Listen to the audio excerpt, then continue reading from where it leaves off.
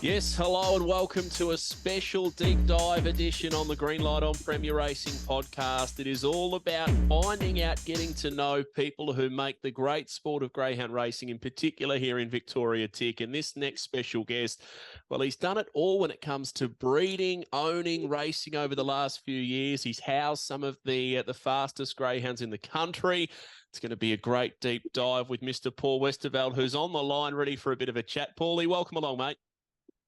Hey, thanks for having me, James. I really appreciate it. Looking forward we to want it. to we want to have a really deep dive with you because you've evolved, I reckon, over the last 15 to 20 years.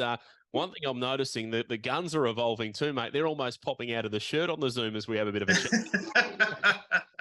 Been doing a bit of exercise of late. I needed to, I tell you. Nah, that's it, mate. COVID slowed me down, so I'm looking more circular than anything else. But your involvement in the sport of greyhound racing, mate, where did it begin many, many moons ago? Okay, I was about 12, nearly 13, about year 7. I had a friend I went to school with, and he was just helping out an older guy in the area that just trained like 3 or 4 dogs in his backyard, a guy called Monty Tomlin. And he was very successful for a small-time trainer, won Australian Cups and that sort of thing. Lots of feature races, did a lot of travelling around Australia, had some top liners. And at the time, he had a dog called Metsman, and I was really grew up with a mum who's a vet nurse, and she was more into domestic dogs. And then I was always fascinated by racing.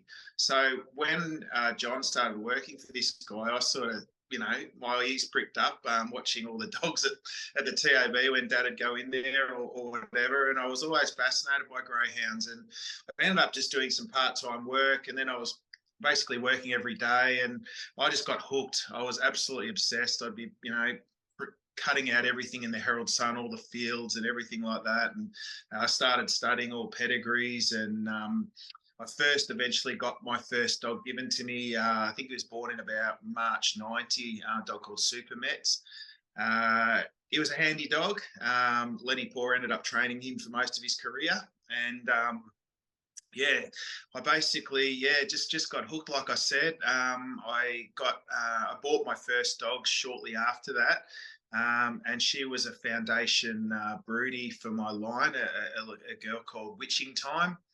I really had no idea what I was doing back then as a trainer. I sort of went off on my own.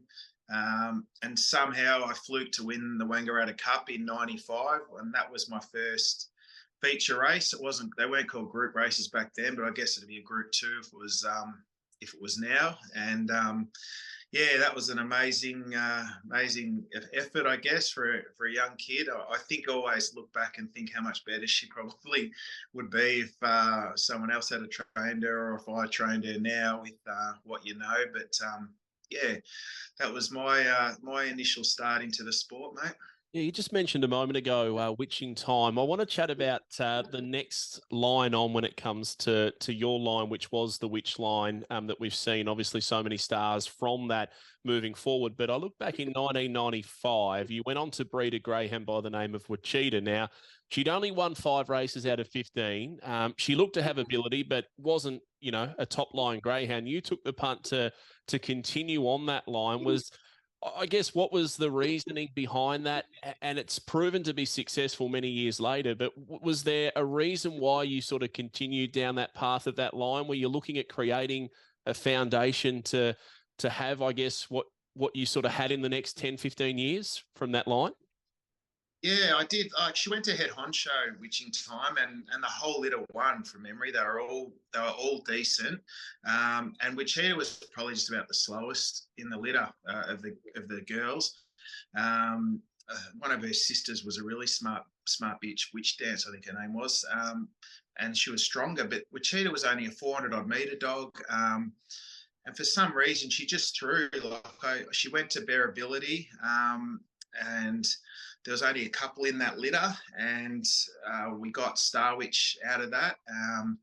And she was a superstar, that dog for me. She was my first Group 1 winner that I'd trained and bred and owned. And that was one of my biggest thrills ever, winning the Hobart 1000 with her. back many years ago. So it did evolve that line from Witch Eater, and dogs Fabregas, and there's so many now. Like I mean, all Fabregas's daughters that are turning out to be sensational in the breeding barn as well, are throwing some of the top liners that are still racing around today. Did you ever think when you went to breed that litter, and I guess this gives hope to everybody out there who's having a crack at the breeding side of things, a dog who'd won 5 out of 15, you breed her, produce the greyhounds that you have from that line, as you mentioned, the likes of Star Witch, who was an out-and-out superstar.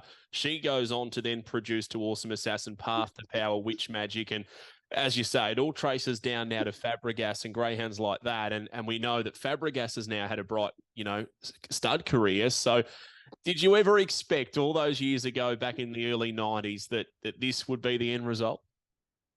No, I had no idea, mate. I mean, I dreamt big. I worked hard. I dedicated my whole life to greyhounds by, as soon as I could sort of afford it, buying a property in a dog area where there was, lots of good trainers around, and so you sort of had people that you could always learn off. I always tried to become friends or socialise, whatever, with people that I really looked up to. Just to rack their brain and just learn, and you learn as you go along, and you just get better and better at it. I think just have an open mind and just have an objective view, and just don't believe everything you get told, and really think things through. And that's what I did. And I liked outcross breeding. So normally every third generation or so, I'd go to an outcross and then cross them back to an Australian dog, a hard chasing speed dog, and that seemed to work pretty well for me. When I was breeding, I had another line as well. Obviously, I bought into the portrait line from my dear old friend Karen Leake, who passed, obviously. I got a bitch off her called Dance Portrait. She won the Laurels for me, WA Oaks, and produced, Meticulous, who's a multiple Group 1 winner, Top Gun, Silver Chief, that sort of stuff. And another example of an outcross, she was by Bobniak. Going back to Brett Lee, and ending up with, Meticulous, Tiesto. It's quite a nice litter. I think there was only 5 in the litter, and most of them could run. And obviously Meticulous, he meant a lot to you, I guess. One of the first real superstars that you had, and now you've got Meticulous Lodge, obviously named in his honour. Yeah, for sure, mate. I think my biggest thing when I was a kid, because breeding was such a huge part of my life, and reading stud books, and, I got them from way back to the 1940s and that sort of thing. It was such a passion, that breeding side of it for me, I always wanted a stud dog. That was my main thing, and that I dreamt of. And I've been so fortunate now to be in a position where I can look back and say, I've had a couple that have really, really made it. I've had others that didn't quite make it but still did okay. And I made some decisions that probably weren't always right with some of my own race dogs, in retiring them too early. Like, if I look back now, I wish I had kept racing Meticulous, for example. So desperate to get a stud dog I was, but if he would have been favourite for the Melbourne Cup, pre-race favourite for the Melbourne Cup after just winning the Top Gun. He was going super at Sandown, and I retired him at that point. And I just look back and think, geez, the Melbourne Cup's the race we all want to win, and could he have won it? And I did the same thing with Fabregas. He was won 8 out of 8 at Sandown. He just won the national sprint for us, and he was just getting faster and faster and faster. He was just a puppy at that age, and could he have won the Melbourne Cup that year or the year after? You always look back and think, wish I had have done some of those things differently. But you know what? I've won a lot of good races, and the Melbourne Cup's just one that's eluded me. So hopefully one day I'll win it. Keep the dream alive. It's a great insight, I guess, into hindsight too. And I think a lot of people will listen to this and and hopefully they get into that position one day and they can go, well, Westy 15 years later regrets doing that. So let's keep him going and have a crack at the Melbourne Cup. I want to show you a little bit of audio here of Fabregas winning the 2012 National Sprint Heat. Now, the reason I want to show you this, Westy, is I was calling the race, a bit of a young buck. I was only new to race calling, and at this stage, he was just absolutely jet propelled. And here it is here. Racing. Fabregas came out running from the outside, going out a hard proven Impala, but Fabregas straight across to lead over Spiral Ballerina, Hackle Bale railing, and going forward a little wider out Dynasteel. They're followed by Proven Impala, Ellen Elroy last down the back, and Fabregas got away now, 4 in front to Spiral Ballerina. Leader Fabregas going strongly. They're followed by Dynasteel, Hackle Bale, and a well back Proven Impala with Ellen Elroy, but on the corner Fabregas. He's going to remain unbeaten at headquarters Sandown Park and win brilliantly. That's when he just continued on his winning ways, unbeaten at Sandown. I sort of cringed listening to that audio. I don't know why I played it, Paulie. He was. We all get better, mate. You still sounded pretty good. I don't know about that, but he went 5:05, 18:71, which even to this day, what is it, 10, 12 years later, those sections would still have him in that position. So he was one out of the bag, and he obviously was a very special dog to you and your family as well. He sure was, mate. I mean, when I look at what he was trialling, because he had so much stud interest after he won that race, and I didn't know what to do really for a good 6-8 weeks, whatever it was, to decide just to retire him to start or what. I just wanted to see how many girls he kept getting. And I was trialling him and he just got faster and faster. There was one day there we gave him just a box-to-box at Sandown. And I don't know if the track was overly fast that day, and they were doing box-to-box trials, and a few people were trialing 500s into the pen and then onto the arm, and I got him out a bit too early and he was a bit too wound up. And he was carrying on as he was a mad chaser, and he came out when I tried him, blew the start, and ran 5:12 or 13 or something like that, and then went 18:63 to the back. Yeah. And I remember thinking, if he had to come out and run his normal, like you just said, 5:05, he's down around the 1850, mid 1850s as a 22, 23 month probably old dog by then. And just coming out of winter, he's running those times in the middle of winter, and as we all know, Bombastics and Awesome Assassins got better with age. He was winning Group 1s at 22 months of age against dogs like Glengallen and beating Heston Bales and dogs like that. I just think he would have been frightening what he would have ran as a 2.5-year-old fully matured dog, in summer or whatever on fast tracks. Like even that night he won the Hobart Thousand. No, it wasn't, sorry, the Hobart Thousand, the National Sprint at Hobart.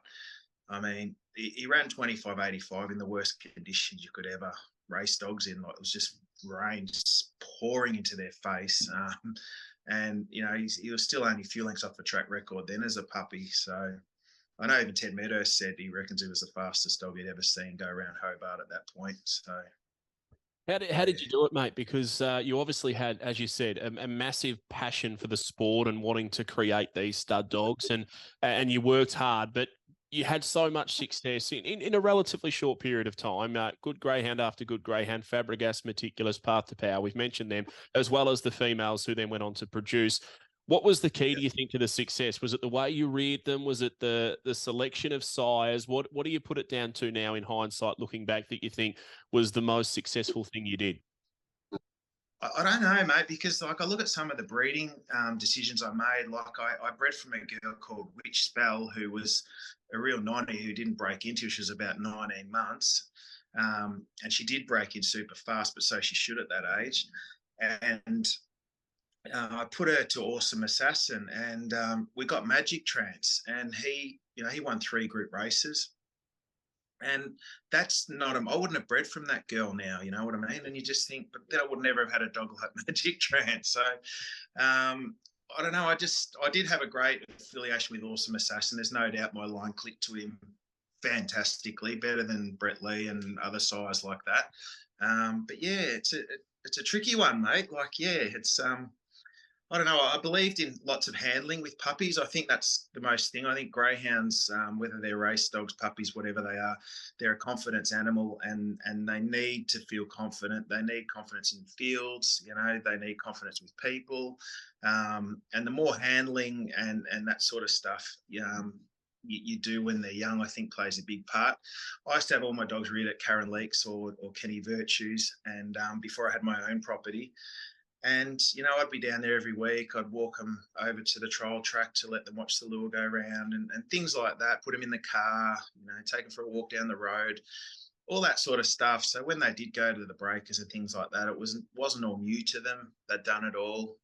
Then when we got our own property, I had them, doing already box work, jumping out onto their dinner or, jumping out of the boxes on the bull ring or whatever it might be. They got lots of that sort of handling. They knew how to run. I got lots of Ks into them. I love rearing them in big paddocks. I had a huge paddock with a dam in it, which is why I like the way they rear in New South Wales a lot. For that reason, lots of galloping, just like the Wheelers would do or Hallinans. And that's how I tried to rear my dogs like theirs, rear them tough, feed them brilliantly. Like I used to feed them all human consumption beef that I used to mince myself and all that sort of stuff. So, premium dry foods, you just gave them the best food, best handling. And then keep your fingers crossed, I guess. Yeah. Tell you what, it's a great insight, mate, because you can clearly see, like you said earlier, you were willing to work hard, you're willing to go the extra mile, and the results. And I've always said it on this podcast and to many people. A lot of people believe everything goes down to luck. I completely disagree. I think what you put into greyhound racing and rearing and everything to do with racing greyhounds, you'll end up getting back out. If you only go half at it, you'll only get half back out. If you give it 110%, the rate of success, I think, dramatically improves. 100%. And look at the same trainers that keep winning all the big races, or the same breeders that keep breeding, all the great race dogs or rearers. It's not just luck.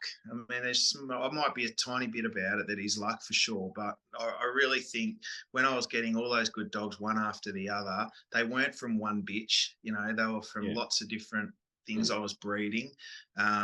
And rearing and things like that. And I just think it was the whole package that I did that worked so well. And even when I, won my first Group 1 as a trainer, I had her in suburbia, mate. So I had her in Ferntree Gully in a 4-dog kennel block in the backyard. So I used to walk her around the streets, and I'm talking about Starwich, and then I'd go up to, where is it, near Donvale or something, where, GRB has a slipping track, Park Orchards, yeah.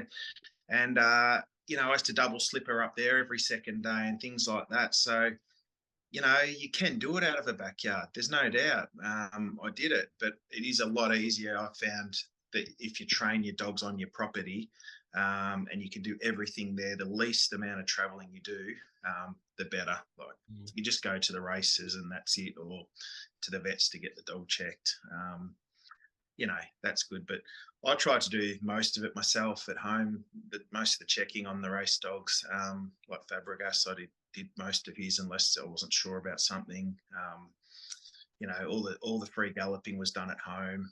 He was a really hard worker, so he'd just go in the runs. And he's another perfect example of a dog who I trained different to other dogs. He was missing the start a lot as a young dog coming through the fields. And, you think, oh, gee, should I freshen him up or what? I ended up going the opposite, because he had so much like energy as a young dog, and he was so fit.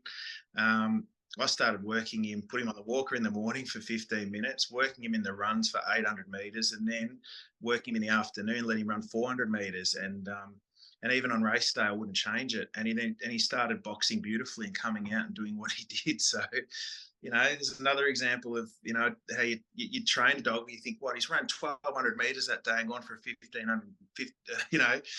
15-minute walk, and he's racing at Sandown that night in the state national championship or whatever, and he comes out and blows them away. And you think, well, some dogs probably, are better being trained like that, and others maybe not. So very, very good way to look at it. Finding things that tick with certain greyhounds, and I guess that's the key to being a good trainer. Now, on that topic, you were you were doing well as a trainer, and then fast forward a few years, and you've decided really to give away, I guess, the training side of things, and really focus on Meticulous Lodge as a breeding setup. Can you talk us through that process and that change? Yeah, well, it first started, I don't know how many years ago now, probably 12, 15 years ago. Like I said, I was always interested in stud dogs, and I'd watch people like, Jason Thompson, Darren McDonald, these sort of guys. I'd help them do AIs and things like that. And vets, be around them for services and stuff like that, because I was fascinated. I ended up getting, Tony Lockett was great. He was fantastic. He gave me the first 2 dogs that I stood. I had Meticulous. I got him back off Jason and Shona, and he gave me Carnage and Collide, which, for someone like Tony, who's, very picky with who he gives his dogs to, I was really honoured to get those 2 dogs. And that started there. And then I really liked Dinah Lachlan. I wanted to breed from him myself. And I did. I put him to Runway Model, a great litter. And when I was speaking to Paul Wheeler for the first time, he said, we'll do a sort of a contract thing for 2 years, I guess, so he'd cover himself in case I was absolutely no good and he could get the dogs out of there.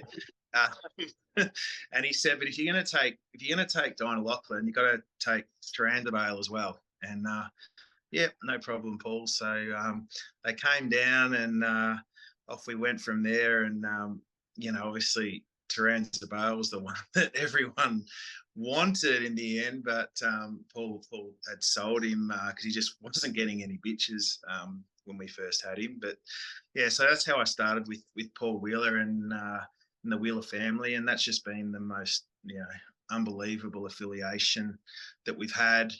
We've had lots of dogs together, and not, like I said before, not all of them have been superstars, but they've always offered me their best dogs, and for that I'm forever grateful. And you don't know which ones are going to make it necessarily until they have. And to get Barsha Bale, who was just an unbelievable sire, one of the best in his generation, and then probably one further, Fernando Bale.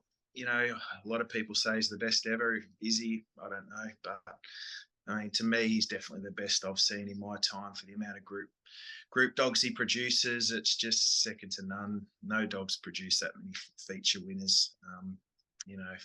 What he's done. Group 1 wins, it's just incredible. He just keeps throwing them one after the other.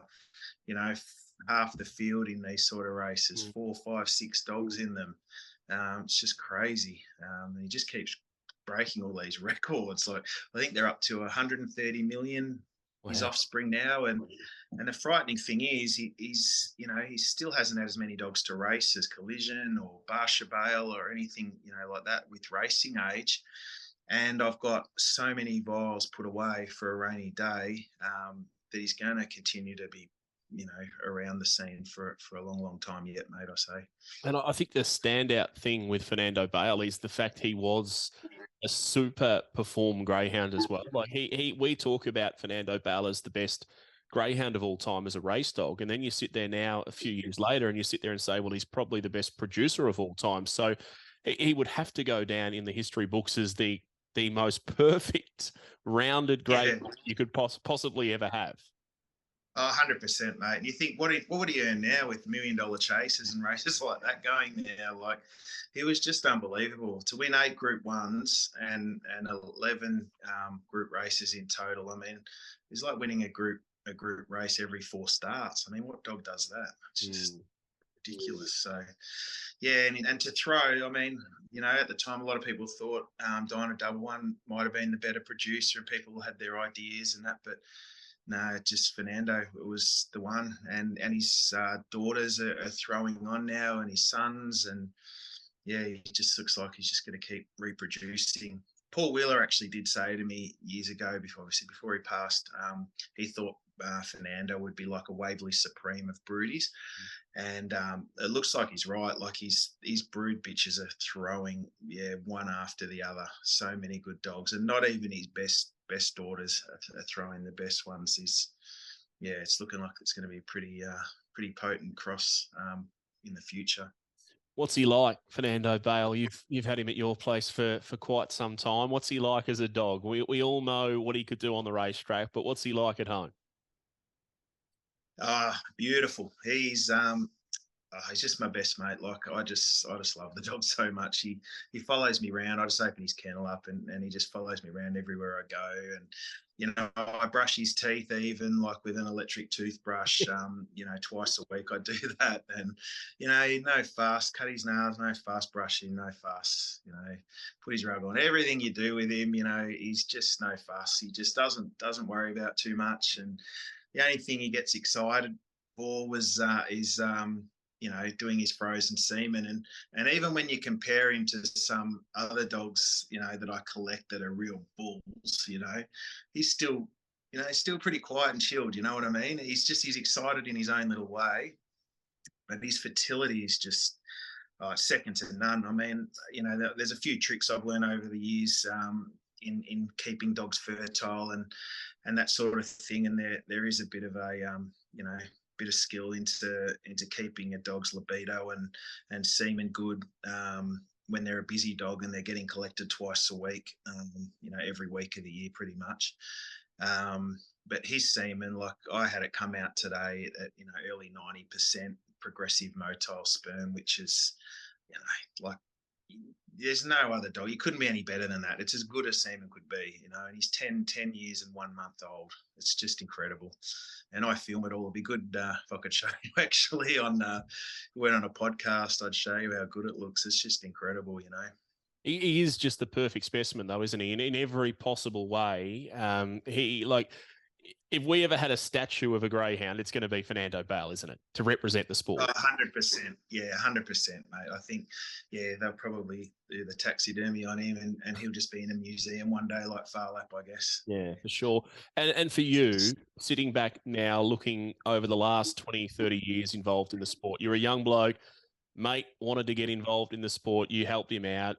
We hear the story. And you look now, your goal was to one day have a stud dog. To sit there now and think you were the stud master of Fernando Bale, who, as we've spoken about, is the greatest race dog, potentially the greatest producing dog of all time. How does that make you feel?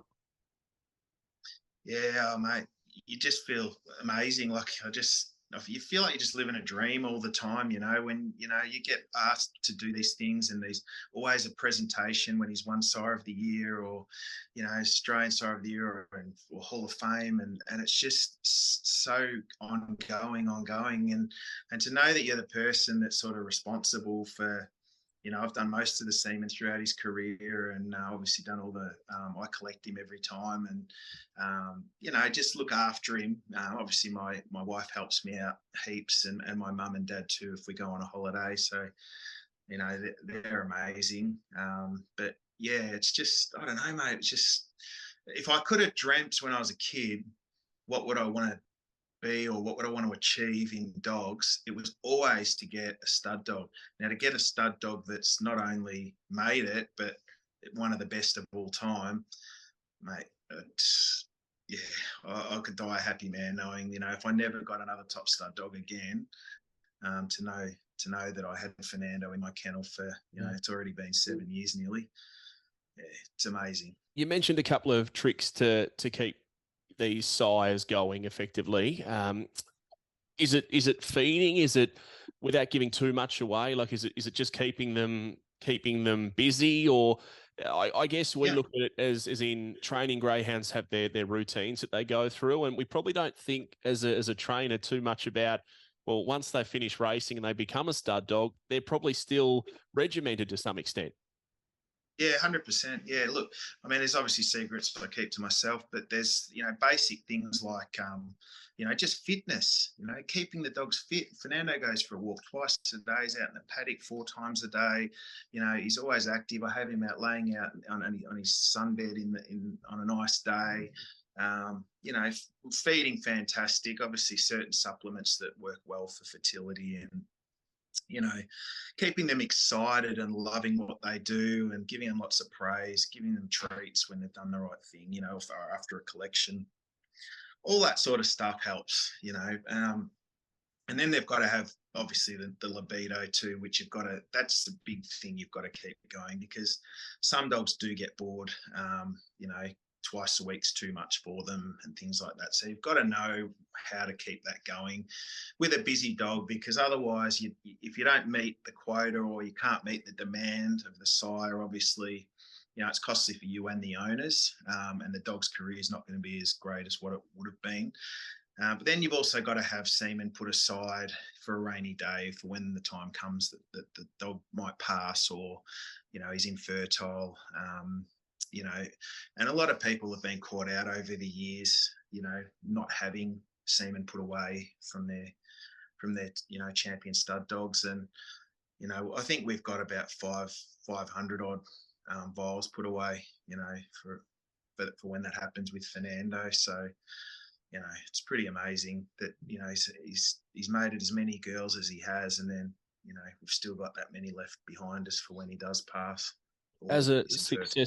As a successful stud master, you've been willing to spend to improve what you do, and we get a little bit of a glimpse for those who are seeing this via video. Just over your shoulder, you've sort of got the almost like a laboratory type setup there in the room behind you. In the room behind it. Show us if that works, but yeah, things like incubators, it keeps everything at body temperature.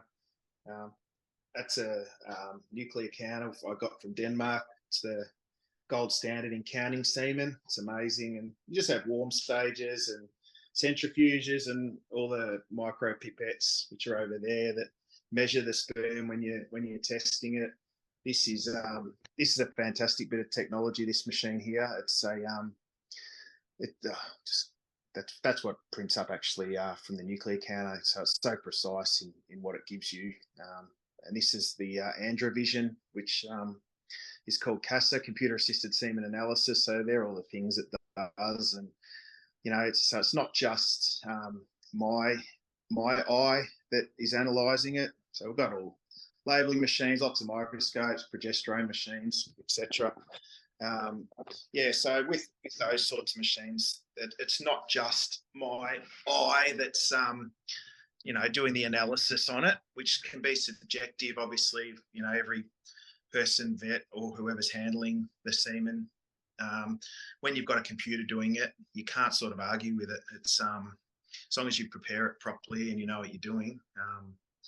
Yeah, and there's lots of things I've learned over the years, just, you know, how much extended it is for how much count, and you know, how to thaw semen out the best, what thaw medias to use, what you're thawing it out in, and, you know, how long to leave it in there, and what to do with it. There's just so many different things that I've learned, you know, from other people and from just trial and error myself.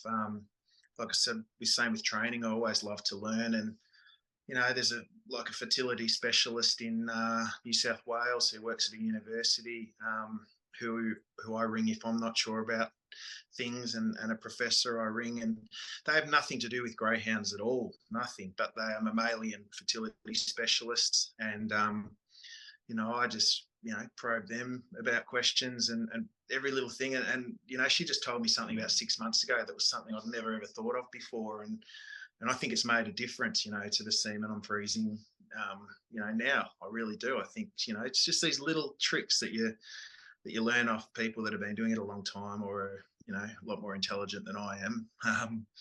But you just learn. Yeah. Nothing beats experience. And I tell you what, that was most of that stuff you showed me then, well and truly out of my ballpark knowledge. But I can just see and just hear in your voice just how passionate you are about the breeding side of greyhound racing. And it's been absolutely enormous to get to know, I guess, your involvement over the last 20 or 30 years, from when you first got involved to where you currently are now.